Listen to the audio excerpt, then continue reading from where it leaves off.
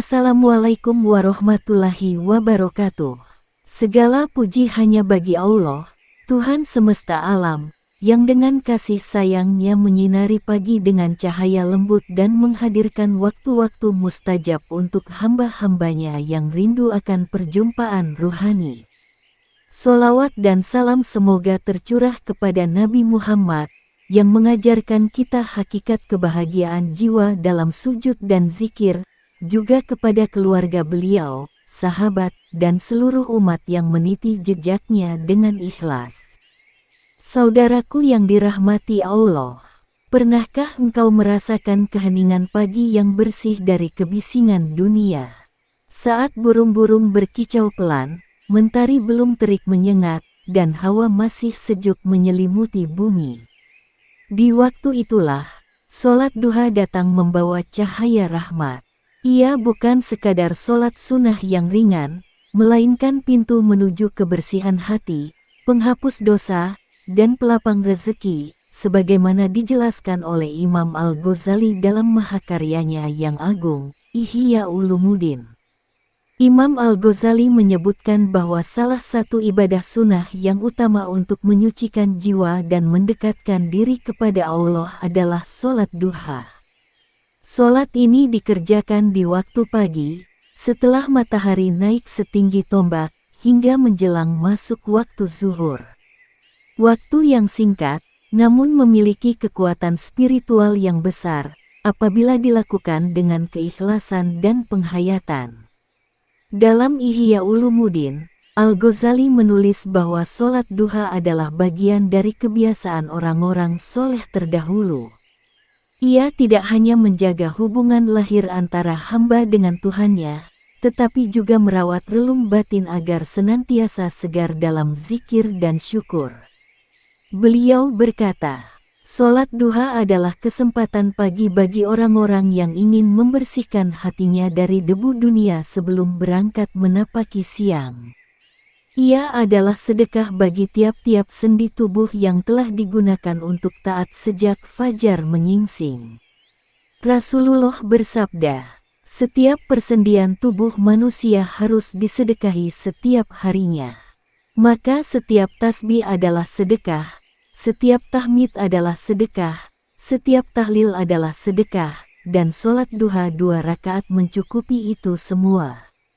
Hadis riwayat Muslim. Dengan kata lain, sholat duha adalah sedekah ruhani yang mampu mengimbangi gerak raga.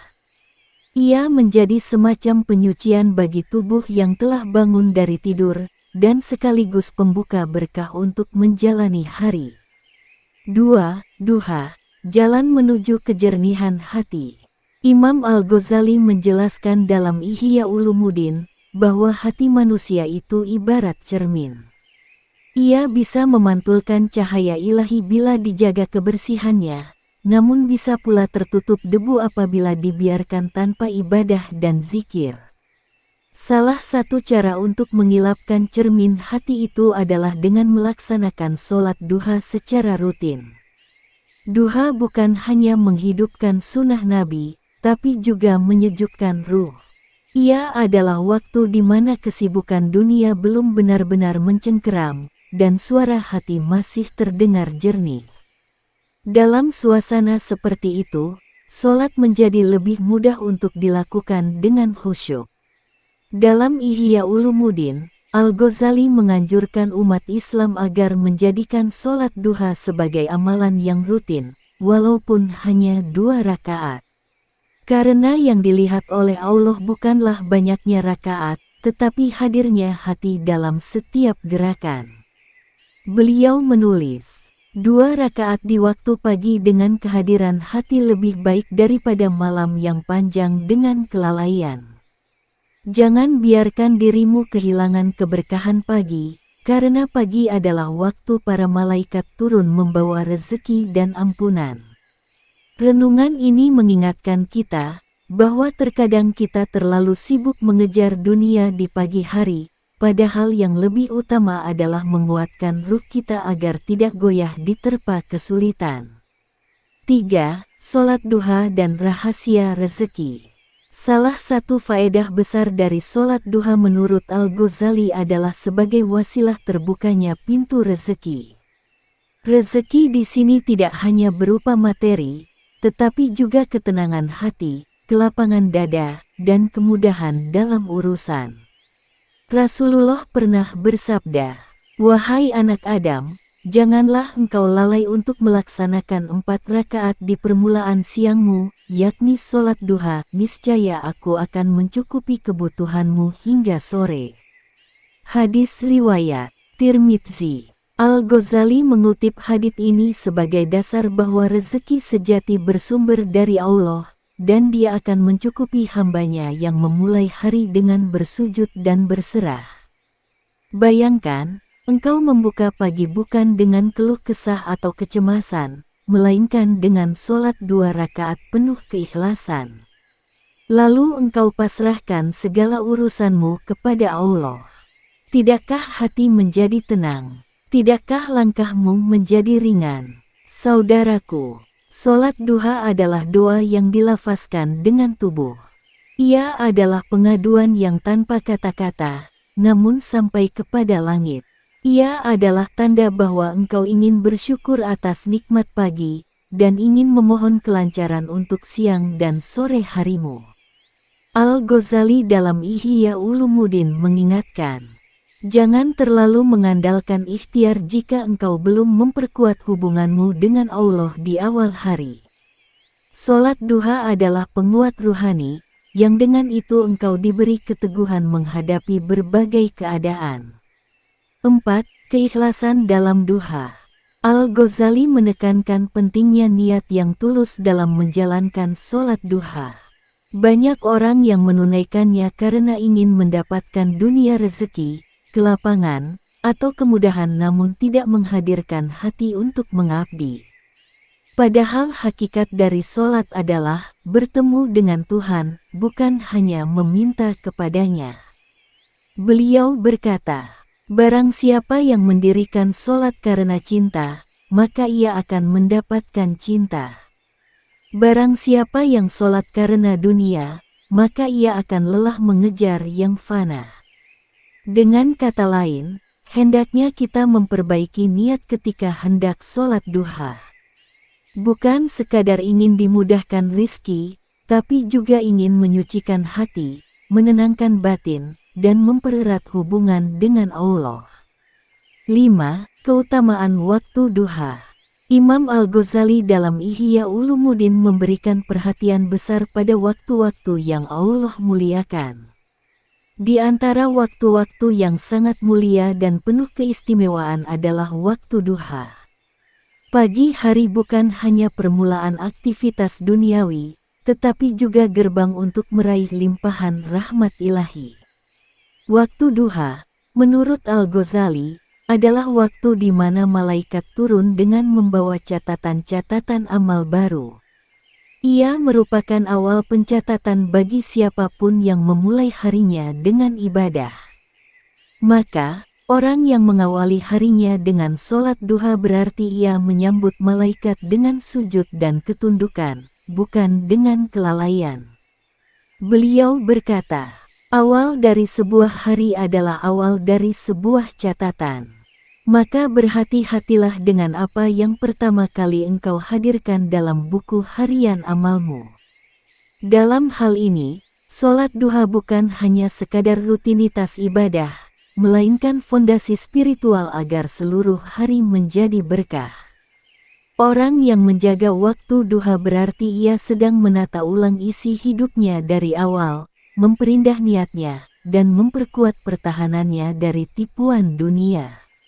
Waktu yang terbaik untuk sholat duha, sebagaimana disebutkan dalam Ihya, adalah saat matahari telah naik dengan terang, kurang lebih setelah jam 7 pagi sampai sebelum masuk waktu zuhur. Dan waktu yang paling utama adalah ketika matahari sudah mulai meninggi dan terasa panas. Disinilah rahasia kehusyukan itu semakin terasa, karena saat banyak orang mulai sibuk dengan urusan dunia, ada hamba yang diam dalam sujud, menyerahkan urusannya hanya pada Tuhan. 6. Contoh dari kehidupan Nabi dan para sahabat. Dalam Ihya Ulumuddin, Imam Al-Ghazali banyak menukil kehidupan para salafus solih yang menjadikan sholat duha sebagai bagian dari kebiasaan mereka. Rasulullah sendiri sangat mencintai sholat duha. Dalam hadits disebutkan bahwa beliau tidak pernah meninggalkan sholat duha, bahkan menganjurkan umatnya untuk menjaganya. Dalam sebuah riwayat disebutkan, adalah Rasulullah apabila telah mengerjakan sholat subuh, beliau duduk di masjid hingga matahari terbit. Lalu beliau sholat 2 rakaat. Hadis riwayat Muslim. Demikian pula para sahabat seperti Abu Hurairah radhiyallahu anhu. Beliau berkata, "Kekasihku Rasulullah berwasiat kepadaku 3 hal, berpuasa 3 hari setiap bulan, sholat duha 2 rakaat, dan sholat witir sebelum tidur." Al-Ghazali menegaskan bahwa amalan yang dijaga secara konsisten walaupun sedikit adalah lebih dicintai oleh Allah daripada amalan yang banyak namun terputus-putus. Maka, jika kita belum terbiasa sholat duha, cukuplah memulai dengan 2 rakaat. Rasa cinta itu akan tumbuh seiring dengan hadirnya kedamaian yang ia bawa dalam jiwa. 7. Menyucikan dunia dengan duha. Imam Al-Ghazali dalam banyak bagian kitabnya menunjukkan bahwa dunia adalah tempat yang penuh tipu daya. Dunia bukan untuk ditinggalkan sepenuhnya, tetapi tidak boleh pula menguasai hati manusia. Salah satu cara untuk menyucikan hubungan kita dengan dunia adalah dengan membiasakan diri beribadah di sela-sela kesibukan, dan duha menjadi penyeimbang antara kerja dan zikir. Al-Ghazali menulis, orang yang hanya berlari di antara urusan dunia tanpa mengingat akhirat ibarat orang yang menanam di gurun tandus. Sholat duha adalah hujan pagi yang menyuburkan tanah hati agar dunia tidak mengeraskan jiwanya. Di antara ciri orang soleh, menurut beliau, adalah mereka yang membagi harinya antara mencari nafkah dan memperbaiki hati. Dengan melaksanakan sholat duha, seorang pedagang tetap bisa berdagang dengan berkah, seorang petani tetap bisa bertani dengan syukur, seorang pegawai tetap bisa bekerja dengan penuh kejujuran, karena ruh mereka telah lebih dulu disucikan oleh 2 rakaat yang ringan namun mendalam. Sholat duha menjadikan dunia berada di tangan, bukan di hati. Ia menyadarkan bahwa di balik setiap rezeki yang kita cari, ada Allah yang Maha Memberi. Maka ketika kita menunaikan duha, sejatinya kita sedang berkata dalam hati, "Ya Allah, aku mencari dunia karena-Mu, bukan karena nafsuku." 8. Duha sebagai wujud syukur. Al-Ghazali menekankan bahwa syukur yang sejati bukan hanya dengan ucapan, tetapi juga dengan tindakan nyata. Menurut beliau, tubuh kita ini terdiri dari ratusan sendi yang bekerja setiap hari. Setiap langkah, gerak tangan, dan gerakan otot adalah nikmat yang luar biasa. Maka bersyukur kepada Allah atas nikmat tubuh bukan sekadar mengucap, "Alhamdulillah," tetapi juga dengan menggunakan tubuh ini untuk sujud. Rasulullah bersabda, pada setiap sendi manusia diwajibkan sedekah setiap hari. Setiap tasbih adalah sedekah, setiap tahmid adalah sedekah, setiap tahlil adalah sedekah, dan sholat duha 2 rakaat mencukupi semua itu. Hadis riwayat Muslim. Ini menunjukkan bahwa sholat duha adalah bentuk syukur jasmani, sedekah yang tidak mengeluarkan uang, tapi mengeluarkan ketulusan. Maka betapa indahnya jika setiap pagi kita mempersembahkan sholat duha sebagai wujud rasa syukur atas nikmat hidup, tubuh yang sehat, rezeki yang mengalir, dan waktu yang masih diberi. Al-Ghazali berkata, orang yang bersyukur akan ditambah nikmatnya, dan orang yang kufur akan dicabut keberkahannya. Maka bersyukurlah dengan hatimu, lisanmu, dan anggota tubuhmu. 9. Ketenangan jiwa dalam sujud pagi. Sholat duha adalah oase bagi jiwa yang lelah. Ia menenangkan, menyembuhkan, dan menguatkan. Saat manusia dikejar waktu, dituntut pekerjaan, disibukkan kewajiban, sholat duha menjadi jeda yang menyucikan hati. Imam Al-Ghazali menyatakan bahwa ada cahaya di pagi hari yang tidak tampak oleh mata biasa. Ia hanya bisa dirasakan oleh hati yang dibersihkan dalam sujud. Cahaya itu adalah ketenangan. Ketenangan itu tidak bisa dibeli di pasar, tidak bisa digapai dengan harta, namun bisa diraih oleh siapapun yang mau menyempatkan diri 2 rakaat untuk Tuhan. Orang yang menjaga sholat duha akan merasakan cahaya itu tumbuh dari dalam dadanya. Dadanya menjadi lapang, pikirannya tenang, langkahnya mantap. Ini adalah buah dari hubungan rahasia antara dia dan Tuhannya. 10. Menjaga istiqomah dalam sholat duha. Istiqamah kata yang ringkas namun berat maknanya. Banyak yang semangat di awal, namun lelah di tengah jalan. Banyak yang merasakan nikmatnya sholat duha, tapi tidak sedikit pula yang meninggalkannya karena tertipu kesibukan dunia. Imam Al-Ghazali, dalam Ihya Ulumuddin, mengajarkan bahwa amalan yang paling Allah cintai adalah yang dilakukan secara berkelanjutan, walaupun sedikit. Tidak perlu langsung 8 rakaat setiap hari. 2 rakaat yang khusyuk dan penuh keikhlasan, bila dilakukan terus-menerus, lebih mulia daripada 8 rakaat yang sesekali dan terburu-buru. Beliau menulis, istiqomah itu lebih berat daripada memulai. Karena setan tidak menggoda orang yang belum mulai, tapi ia sangat cemburu pada hamba yang mulai mencintai Tuhannya. Maka jika hari ini engkau sholat duha, jangan berpikir besar dulu. Niatkan 2 rakaat ini sebagai jembatan cinta kepada Allah. Lalu besok ulangi, dan lusa, sampai hatimu merasa kehilangan jika tidak bertemu dengan Allah di waktu pagi. 11. Adab dan rahasia gerakan sholat duha. Dalam Ihya Ulumuddin, Al-Ghazali tidak hanya membahas fikih lahiriah sholat, tetapi juga makna batin di balik setiap gerakan. Sholat duha pun memiliki rahasia batin yang dalam, jika kita mau merenunginya.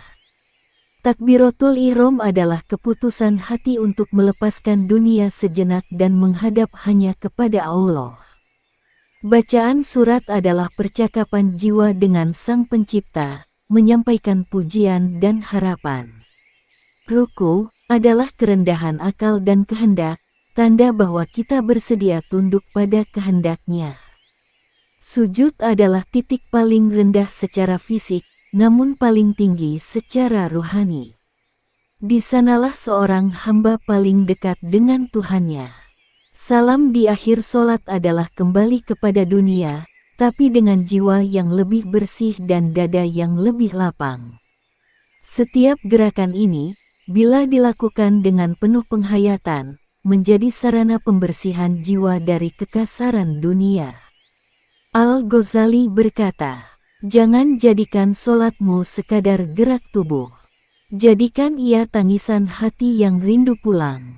Maka duha bukan sekadar amalan sunnah, tapi ruang suci bagi jiwa yang ingin menangis tanpa suara, memohon tanpa kata, dan berharap tanpa pamrih. 12. Menjadikan duha sebagai cermin kehidupan. Sholat duha adalah simbol kehidupan.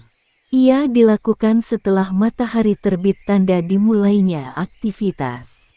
Ia dilakukan saat manusia mulai berjuang, pertanda kita membutuhkan kekuatan. Dan ia dilakukan dengan sujud, pertanda bahwa sehebat apapun kita, tetaplah kita hamba yang lemah. Imam Al-Ghazali menekankan bahwa orang yang menjaga duha adalah orang yang menjaga awal langkahnya. Ia tahu bahwa jika pagi dilalui dalam sujud, maka siang dan malam akan terasa ringan, karena hatinya sudah bersandar pada kekuatan ilahi. Coba bayangkan, seorang pedagang yang setiap pagi sebelum membuka tokonya melaksanakan sholat duha. Ia menaruh harap bukan pada pelanggan, tapi pada Tuhan. Maka rezekinya tidak hanya halal, tapi juga berkah. Atau seorang ibu rumah tangga yang sebelum mencuci piring dan menyiapkan makanan, ia mendirikan duha 2 rakaat. Ia jadikan rumahnya penuh zikir, bukan hanya sibuk fisik. Atau seorang pelajar yang sebelum membuka buku pelajaran, ia membuka hatinya untuk Allah di 2 rakaat duha. Maka ilmu yang ia serap menjadi cahaya, bukan sekadar hafalan. Begitu besar kekuatan yang Allah titipkan dalam waktu yang sering kita lupakan. 13. Pesan cinta dari Al-Ghazali. Di akhir pembahasan tentang sholat duha, Imam Al-Ghazali menulis nasihat yang sangat menyentuh. Wahai anak Adam, jangan biarkan mataharimu naik tinggi sebelum engkau sujud kepada Tuhanmu. Jangan biarkan tubuhmu sibuk di dunia sebelum hatimu sibuk dengan akhirat. Jadikan 2 rakaat duha sebagai hadiah untuk dirimu sendiri, agar hidupmu tidak menjadi kering dan tandus. Beliau memahami bahwa manusia punya banyak beban dan kesibukan. Tapi beliau juga tahu bahwa manusia punya satu kebutuhan paling hakiki, dekat dengan Allah. Dan duha adalah sarana sederhana, lembut, tapi sangat dalam untuk mendekat. Sholat duha adalah ungkapan cinta hamba kepada Tuhannya. Ia adalah surat tak bersuara yang dikirim ke langit pagi. Ia adalah pengakuan bahwa di tengah kerasnya hidup, kita masih punya waktu untuk bersujud. 14. Penutup. Mari hidupkan cahaya duha. Saudaraku yang dirahmati Allah, hari ini, mari kita mulai satu langkah kecil, bangkit di pagi hari, berwudu, lalu tunaikan 2 rakaat duha. Tidak perlu banyak dulu, tapi lakukan dengan cinta, lakukan dengan harap, lakukan karena engkau rindu kepada Allah. Jangan tunda, jangan tunggu semangat, karena cinta itu tidak menunggu mood, ia menumbuhkan niat. Dan duha adalah salah satu bentuk cinta yang paling ringan namun sangat berarti di sisi Allah. Bila kita hidupkan duha setiap hari, maka kita akan merasakan jiwa yang lebih tenang, hati yang lebih lapang, rezeki yang lebih berkah, urusan yang lebih mudah, hubungan dengan Allah yang lebih dekat. Maka mari kita jadikan sholat duha sebagai cahaya pagi dalam hidup kita. Jadikan ia kunci pembuka berkah dan kebahagiaan. Bukan karena kita mengejar dunia, tapi karena kita rindu surga dan ridanya. Semoga narasi ini menggerakkan hati kita untuk lebih mencintai waktu-waktu ibadah. Bila engkau merasa tulisan ini bermanfaat dan menyentuh hatimu, dukung terus channel Madep Dampar, tempat kita menyelami hikmah dan mutiara dari para ulama besar seperti Imam Al-Ghazali. Jangan lupa untuk like, share, dan subscribe channel Madep Dampar. Aktifkan loncengnya agar tidak ketinggalan konten-konten ruhani yang membangkitkan jiwa. Sebarkan kebaikan ini, karena setiap klik dan bagikan bisa menjadi amal jariyah yang tak terputus. Wassalamualaikum warahmatullahi wabarakatuh. Tanda hubung tanda.